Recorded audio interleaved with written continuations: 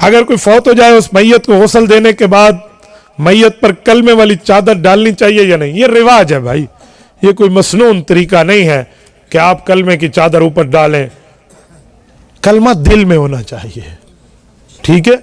सूरत इब्राहिम आयत नंबर 27, रब्बे करीम फरमाते हैं युसब्बितुल्लाहुल्लज़ीना आमनू बिलक़ौलि साबित फिल हयातिद दुनिया व फिल आखिरा। फरमाया मुसलमान को अल्लाह ताला दुनिया में भी कलमे पर साबित कदम रखता है, आखिरत में भी।